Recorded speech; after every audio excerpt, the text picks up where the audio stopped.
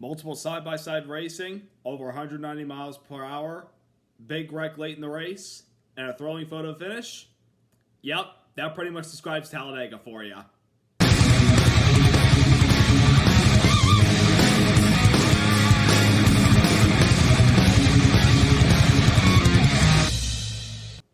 Hey there, race fans. It's Race Day Top 5 with me, Frank 5.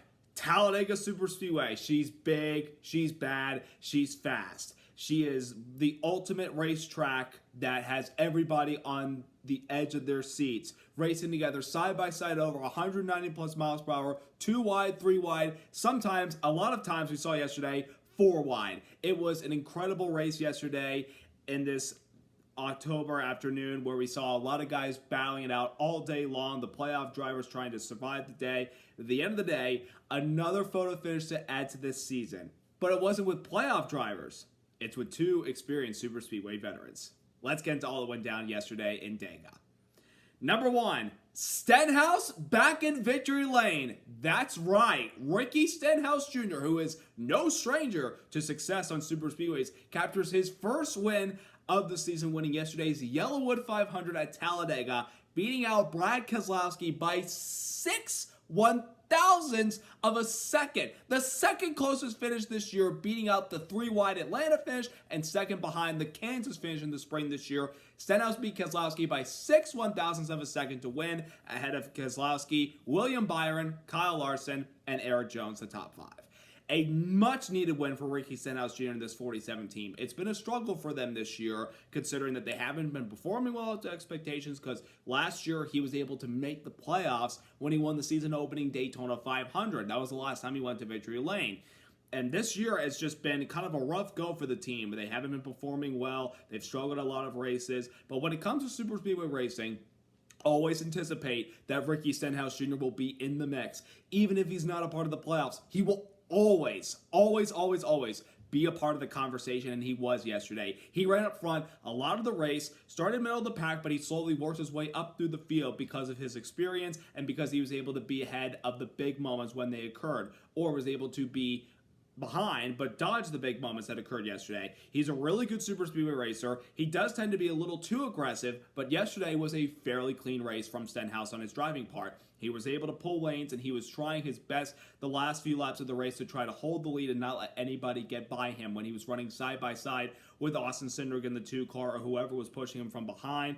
And of course, he was able to barely be ahead of, despite the door contact, a big wreck that happened late in the race, which I'm going to get into. But that set up Stenhouse Jr. with a perfect opportunity as we went into overtime to try to win the race. And he got a nice push from behind by William Byron, who did not leave his back bumper once in that last lap. And it carried all the way to the tri-oval, and despite a late charge by the 6 car Brad Keselowski, Stenhouse was able to hang on by 6/1000ths of a second and get his 4th career win. And of course, it's been a tough go of it for not only Stenhouse Jr. but his race team, because some of his members, like his car owner Brad Daugherty, were gravely impacted by the hurricane that hit North Carolina last week, and a lot of people are still recovering from that terrible hurricane, and a lot of people are suffering right now. And all my thoughts and prayers go out to all those affected. And of course, Brad Daugherty was pretty much, originated from Western North Carolina. So to him and his family and to everybody affected, my thoughts and prayers are with you. And of course, Stenhouse Jr. dedicated the win to Brad Daugherty and everybody that was affected. But it was a good win for him and the team. And of course, the other thing that's affecting this team is sponsorship for next year. There's rumors that Kroger, who has been with the team literally since, I think, 2011, they may not be back next year. Rumor has it they may be going to Roush Fenway Keselowski Racing next year. But a win like yesterday maybe could change their minds, or maybe it's already a done deal. But if this is it for Kroger with JTG Daugherty Racing, what a great way to go out. And a good way for Stenhouse Jr. to build some confidence and get back, some momentum for himself. Because again, it's been a rough year for the team, but a win like this does wonders for the rest of the season and tries to help get your mindset ready for 2025 next year.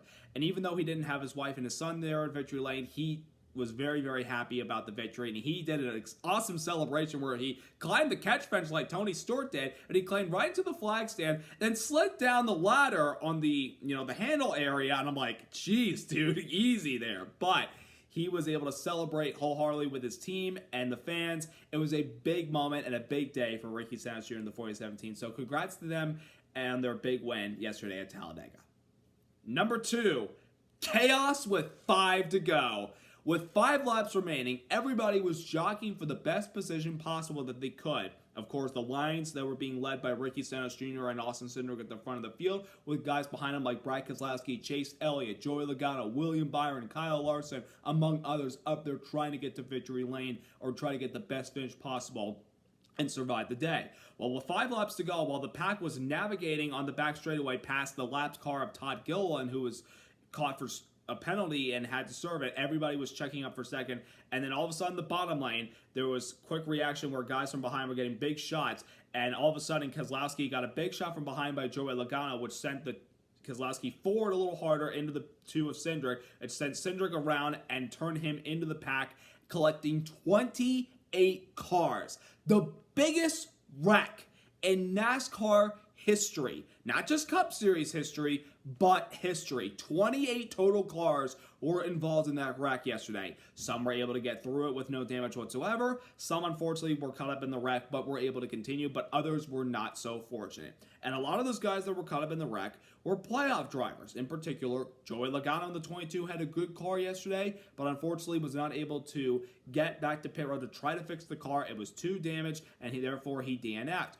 Austin Cindric, who was leading that pack and was the first car that went around, he got caught up in it, and he was not able to finish the race. A lot of other guys had some damage, but were able to finish the race despite that big wreck, like Chase Elliott and Chase Briscoe and Daniel Suarez. But a lot of big name drivers were caught up in that big wreck late in the race. I couldn't believe how many cars I saw piled up from the back straightaway all the way into turn number 3. It was like a junkyard out there. Now, we've seen some big wrecks before in the past at Talladega, like 2005, where Mike Wallace got bumped from behind after contact with Dale Earnhardt Jr. and Jimmy Johnson in the front straightaway, turned him into Scott Riggs, and sent out a massive 25-car wreck. And then we've seen blowovers during the past, like Brendan Gaughan's flip in 2019. And, early in the spring, where we had a massive wreck coming to the start-finish line end of the race with Michael McDowell when he was trying to block the 6 car. It went wrong. He went into the pack, collected multiple cars, and set up a massive chain reaction, and they didn't go to victory lane.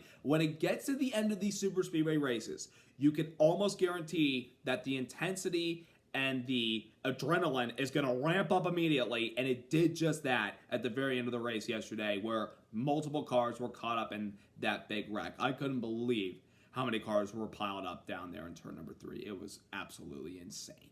But thankfully, everybody was okay despite, drivers not being able to finish. Other guys were able to fix the cars and finish the race in general. Everybody was okay despite being caught up in that big wreck late in the race. Number 3, Keselowski falls short again. Brad Keselowski finished runner-up in the spring to Tyler Reddick.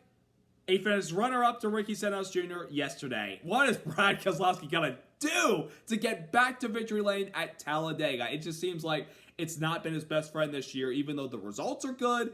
It's not the finish he wanted. He was so close. Despite being eliminated in the round of 16, he was close to getting another win at Talladega and make up for the one that could have been his earlier this year when he was pushing McDowell through the tri-oval, and then he tried to make a move, and McDowell came down to block, and he ricocheted right into the traffic, and Tyler Reddick scooted by Keselowski on the inside to take the win from him. Well, yesterday he was getting the best push he possibly could from behind by the 5 car of Kyle Larson, and with a fast race car that Brad Keselowski has, he was giving it everything he had coming through the tri-oval to get to that start-finish line first before Ricky Stenhouse Jr. or somebody else who maybe made a move to the outside 3 wide would have been able to do. But unfortunately, it wasn't the case, and Keselowski falls short once again.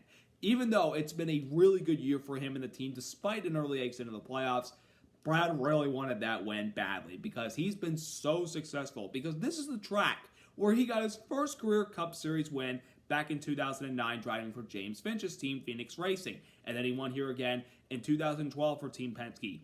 He won here again in 2014 in a must-win situation. He won here in 2016 in the spring. He won here in the fall of 2017. And he won his last win with Team Penske team, came into this last year with them in 2021 in the spring race. So you could almost guarantee that Brad Keselowski is going to be up at the front competing for the win at the very end. And he had a chance yesterday, just fell a little bit short. But nonetheless, a great performance by the 6 team.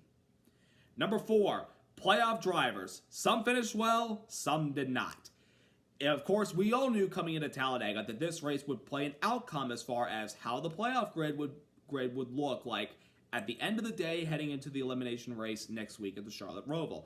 A couple of drivers were able to come away with a solid result, mainly William Byron in the number 24 finishing in 3rd place because of how many stage points he accumulated, the runner-up finish last week at Kansas, and being there at the very end of the race. He is already the only driver of these drivers still alive in the round of 12 that has punched his ticket based on points in the round of 8. So big congrats to the 24 team.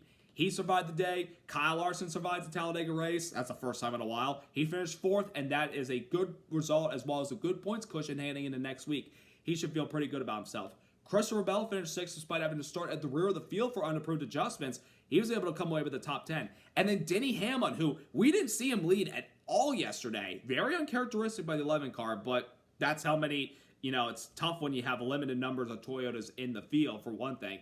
But Hamlin was able to finish 10th because he was way behind the pack when that big wreck happened with 5 to go because we had green flag pit stops prior to that, and he lost the pack, and it looked like he was going to finish 32nd. Then that big wreck changed the outcome, and he came away with a 10th place. So a good result for Denny Hamlin.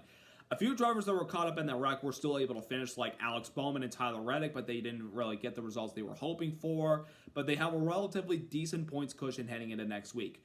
A couple other drivers like Chase Elliott and Chase Briscoe, as I mentioned, were in position late for good results, but were both caught up in that wreck.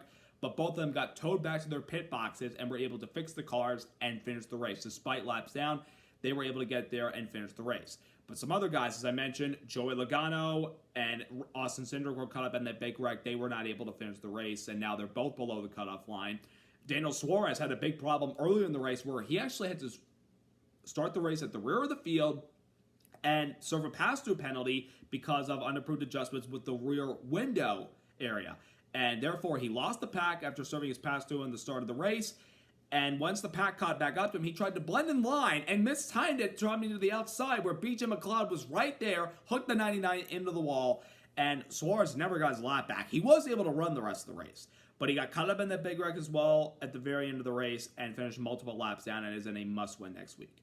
But the first main playoff contender that had a massive hit in the race yesterday was Ryan Blaney. Towards the end of stage 2, where everybody's coming to this tri-oval and get their stage points, Blaney was in a position to finish in at least 5th or 4th spot and get some solid stage points. Well, he got a little squirrely when he got a bump from behind by Alex Bowman. It got him out of control, and he ricocheted right up into traffic as they came to the start-finish line in stage 2, knocking him out of the race, and as well as last week's winner, Ross Chastain. 2 very nasty hits. Thankfully, both drivers were okay after those gruesome hits, but that just made me clench my teeth really hard watching that.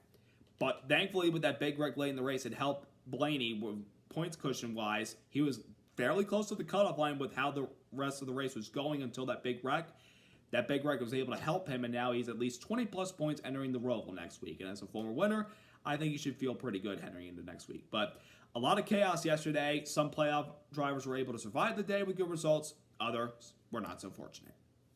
And number 5, the racing at Talladega. Obviously, side-by-side racing, 3 wide, but we saw a lot of laps yesterday where they're running 4 wide out there. It was very, very entertaining. Now, some people complained about too much side-by-side, and there's not like one guy that could jump up in front of the pack and, just maybe dodge and, play defense for the most part, like we've seen in the past, like the old Gen 6 car that we had, and when we introduced the Wicker Bill and took away the restrictor plates and put tapered spacers on it, those races were very entertaining. Well, these races at Talladega with the next-gen car have been fairly entertaining as well. I mean, sure, you're going to see these guys racing side by side. It is tough to get that third lane going, but once they do get enough cars up there to try to get up there and battle for the lead, or at least charge up to the lead, it's good, entertaining racing. And how these guys were running 4 wide for at least 20 laps yesterday, and none of them wrecked, is a miracle. And it's a true testament to the skill and the confidence that these drivers have with racing each other out there. But it also shows how much respect and how much they're not pushing it early on, because they know that late in the race, you're going to need to be in the mix to have a shot at a solid result or maybe have a chance to get victory lane. But it was some really good racing yesterday from Talladega. There was some fuel saving in the middle of stage number 2, even though guys had to come in and pit. And of course, at the end of the day, and the last stage was long green flag run we had, these guys had to pit one more time, which they all did, and they were able to all bunch back up together and at least have 30 cars racing with each other until, of course, that big wreck happened with 5 laps to go in regulation. But very entertaining racing. I thoroughly enjoyed yesterday's race at Talladega. Now, one more race left in the round of 12 before we cut it down to 8 drivers. And next weekend, we head to the Charlotte Roval, the Bank of America Roval 400, the ultimate wild card, it seems like, in the last couple of years since we introduced this race.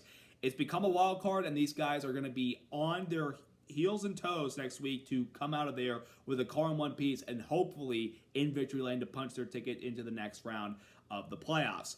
And of course, there are some new things with the Roval. We have a couple of different changes to the configuration. I'm sure you're going to probably hear about it in mean videos this upcoming week because I'm going to be at the Roval this weekend for the Xfinity race on Saturday and the main race, the Cup race, on Sunday. I'll be so super excited to be back there for the Roval this year. Can't wait to see what happens. So the 4 drivers below the cutoff line entering this race are Joey Logano, Daniel Suarez, Chase Briscoe, and Austin Cindric. It's pretty much looking like a must-win for these guys because the last 2 guys above the cutoff line, Tyler Reddick and Chase Elliott, you can almost guarantee they're going to be up there competing for the win, finishing in the top 5 or top 10, and that will probably be enough to punch their tickets into the next round of the playoffs. So Logano, Suarez, Cindric, and Briscoe, one of those 4, it's go win or go home. These guys got to be on their A game next week and not make a mistake. Because if you make one mistake, you're done. So what will happen next week? How will these drivers handle with the new configuration? Will any of our playoff drivers get to victory lane? Or, because he's racing, will Shane Van Gisbergen play the spoiler yet again? We shall find out. But I'm very excited about next weekend. I can't wait to be there and watch the action in person. So I hope you all have a wonderful rest of your week. Subscribe, like, congrats once again to Ricky Stenhouse Jr. and JTG Doherty Racing on their impressive win and a close finish yesterday at Talladega. Have a great week, everybody. Let's go racing!